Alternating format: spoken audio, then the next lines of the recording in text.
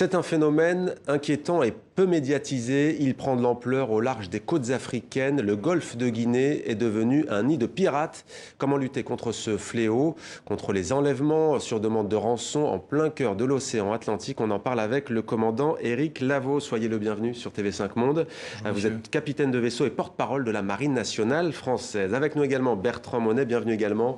Vous êtes professeur de l'EDHEC, l'EDEC, École des hautes études commerciales du Nord. Elle se trouve à Lille, titulaire de la chaire Management des risques criminels. Et vous êtes l'auteur d'un documentaire dont on va voir un extrait. Il a pour titre Pirates, menace sur le commerce mondial. Commandant Éric Lavaux, pour qu'on comprenne bien, on n'est pas dans un film, c'est une triste réalité. C'est quoi la piraterie ? Alors d'un point de vue juridique, on a coutume de distinguer ce qui se passe dans les eaux territoriales d'un pays, pour lequel il est souverain, qui s'appelle le brigandage, et ce qui se passe au large de ces eaux territoriales, qui s'appelle la piraterie. Ouais. Donc on distingue en ce sens la situation de l'Afrique de l'Ouest par rapport à la Somalie, où là en Somalie l'État était failli. Théâtre sur lequel donc les marines militaires mondiales, et notamment la force européenne Atalanta, ont réussi à juguler la piraterie. Alors que dans le golfe de Guinée, on constate, alors on attend maintenant le rapport du MICA Center, qui est le centre de coordination et d'animation de la Marine nationale qui se situe à Brest, pour l'année 2020, mais on constate notamment une augmentation des actions d'enlèvement. On va en parler justement, enlèvement, pas plus tard que cet été, vendredi 17 juillet, 13 marins russes et ukrainiens sont enlevés au large du Bénin, très probablement dans un pays dans lequel vous êtes rendu, très probablement par des ressortissants du Nigeria. Est-ce que vous avez des nouvelles de ces marins d'abord ? Non, mais c'est très difficile parce qu'il y a beaucoup d'attaques, hein, comme ça a été dit. Toutes d'ailleurs ne sont pas connues. Hein. Certaines attaques visent des navires nigérians. Ou des navires dont l'armateur ne souhaite pas communiquer sur l'attaque. Donc il y a un chiffre noir qui est énorme hein, sur les attaques. Les chiffres divergent, mais l'année dernière, c'était à peu près 130 attaques qui ont été commises et 59 depuis le 1er janvier. Donc c'est en pleine explosion. Mais qu'est-ce qu'on fait dans ce cas-là? Ce sont les États des pays en question qui se mobilisent. Il y a une coopération avec notamment la marine française. Comment on fait pour essayer de les retrouver Alors les raisons pour lesquelles justement la marine accompagne, la marine française accompagne les marines riveraines, c'est qu'on n'a pas vocation à intervenir dans leurs eaux territoriales pour juguler les actions de brigandage, c'est à elles de le faire toutes seules. On a une certaine expérience, une certaine crédibilité dans ce type d'opération. En outre, on a une connaissance assez intime de la région puisqu'on y est présent de manière permanente depuis 1990. Donc on les accompagne au travers d'exercices, donc notamment dans quelques semaines débutera l'exercice Grand African Nemo, auquel sont conviées de nombreuses marines africaines. Ouais. Mais quels sont leurs moyens, le mode opératoire? C'est quoi? Au large de la Somalie, c'était tir de mortier, il y avait une guerre civile. Là, c'est quoi? Comment on arrive à kidnapper autant de marins? C'est en mer Alors, en tout cas, pour ce qui est des groupes que je rencontre et qui acceptent de me recevoir, hein, je rencontre 4 groupes sur la grosse dizaine qui sont vraiment capables d'attaquer en haute mer. Ils ont des modes opératoires qui sont assez binaires. Ils ne font pas de repérage initial de leur cible. Alors ils ont un peu d'informations, ils savent que telle barge pétrolière se trouve à tel endroit, que tel cargo va passer sur telle route à tel moment, etc.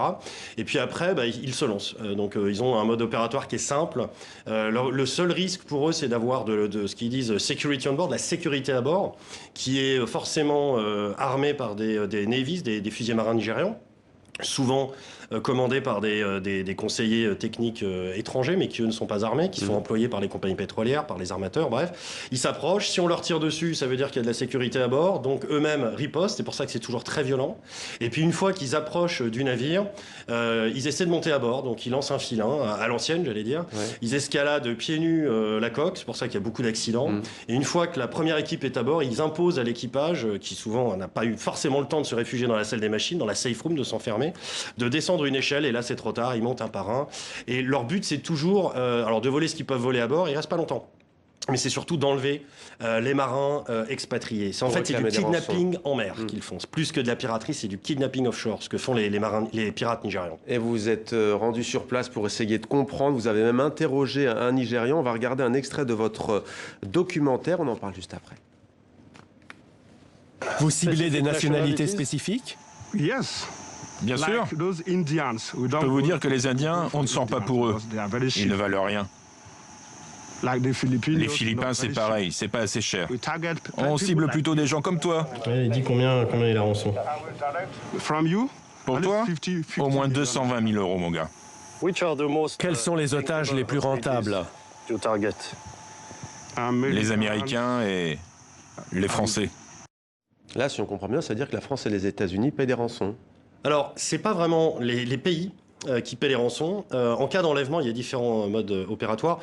Lorsqu'un enlèvement est commis à des fins idéologiques par des terroristes, c'est pas du tout le cas, un État peut se mobiliser et intervenir au profit de l'entreprise ou de la famille, dont la famille de la victime. Là, il s'agit d'enlèvements crapuleux qui sont commis par des gens qui veulent de l'argent. Donc là, en l'occurrence, c'est aux compagnies maritimes, aux compagnies pétrolières de gérer cela avec leur assureur. Et là, si cette personne arrive, on voit pas tout le documentaire, mais ils sont dans un état psychique, pardonnez-moi l'expression, ils sont totalement défoncés, ils sont sous cocaïne, sous crack, ils boivent du gin comme on boit du Coca-Cola. Oui. Et pour autant, je lui pose la question et en moins de 5 secondes, il me donne pour toi ces 220 000 euros parce qu'en fait, le montant des rançons, pour eux, par expérience, ils le connaissent parce qu'ils savent combien les assureurs sont prêts à payer pour la rançon d'un Français, d'un Américain, parce qu'évidemment, et c'est nécessaire, hein, les assureurs ne sont pas responsables de ça, mais il faut que ces compagnies soient assurées, parce que c'est l'assureur qui va payer la rançon. Ouais. Donc c'est un business vicieux, mais c'est comme ça. Commandant Réclavon, on imagine qu'il y a aussi un travail de renseignement. Comment expliquez-vous l'explosion de la piraterie dans cette région du monde, dit-on la plus dangereuse en termes de zone maritime? Pourquoi ça explose?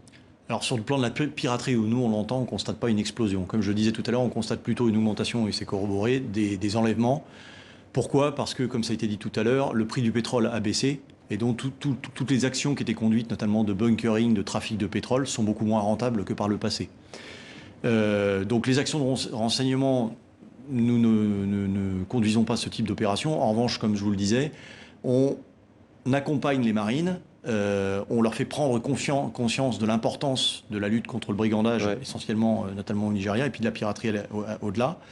La prise de conscience, je crois, aujourd'hui est patente par les marines et les gouvernements. Et je pense que d'ailleurs, aujourd'hui, on constate plutôt une dilution de la menace de brigandage et de piraterie du Ghana au Gabon. Ouais. Parce qu'effectivement, le Nigeria devient probablement plus efficace dans ses modes opératoires. La marine est mieux entraînée. Et un procès de pirate a débuté au mois de juin dernier, puisque le Nigeria s'est doté d'une loi anti-piraterie en 2019. Alors on va voir ce que ça donne sur le terrain, si l'on peut dire. Détournement de navires, berges attaquées, enlèvement d'occidentaux et demande de rançon. Récit signé Oumi Diallo. S'il vous plaît, asseyez-vous. Pas de panique, ces deux soldats et ce marin s'entraînent. Une mise en situation pour arrêter des pirates, cette fois-ci bien réelle.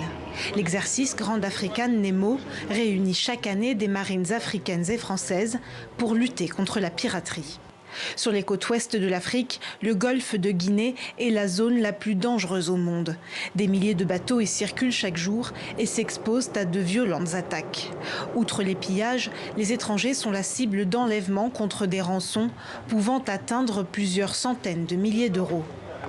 Selon le Bureau maritime international, sur 77 enlèvements de marins entre janvier et juin 2020, 70 ont eu lieu dans le golfe guinéen, soit 90%. Mais le trafic le plus lucratif reste celui du pétrole. Premier producteur d'Afrique, le Nigeria en transporte quotidiennement plusieurs millions de barils. L'or noir détourné des navires alimente ensuite une véritable économie parallèle. Toujours plus sophistiquées, les méthodes des pirates évoluent en permanence et peu d'enquêtes aboutissent. Bertrand Monet. Il y a un point également, je pense qu'il faut connaître, c'est que tous ces groupes-là, ils agissent quand même souvent au vu et au su des autorités, de certaines autorités locales. Il y a un vrai sujet qui est la corruption. Alors, c'est vrai que l'armée nigériane est clairement efficace, etc. C'est pas le sujet, mais certaines de ces unités, certains de ces chefs sont corrompus. C'est pas moi qui le dis, c'est les pirates qui me le disent. Ils peuvent pas sortir du delta sans payer, sans dasher, comme ils disent certains chefs, et c'est ça qui leur permet d'aller en mer. Donc, il y a aussi un travail de travail sur l'éthique, non seulement l'augmentation de leur capacité opérationnelle, c'est très clair, mais également un travail sur l'éthique au sein de ces forces armées. C'est là qu'est la clé pour la piraterie maritime. Ouais, et pendant le coronavirus, les drones de la marine française ont constaté quoi? Une accalmie de la piraterie ou pas? Non, je pense que le coronavirus a perturbé tout le monde, on n'y a pas échappé, et donc probablement que les dispositifs de protection étaient un peu moins efficaces, mais maintenant au bout de quelques mois de coronavirus, je pense qu'on va redevenir de nouveau efficace, y compris la marine nigériane. Et sur la corruption, vous validez? Non, je n'ai pas de commentaire à faire sur la corruption. Vous ne l'avez pas constaté? Non. Non. Merci beaucoup à tous les deux d'avoir répondu à nos questions. Donc Bertrand Monet et commandant Éric Laveau. Merci à tous les deux.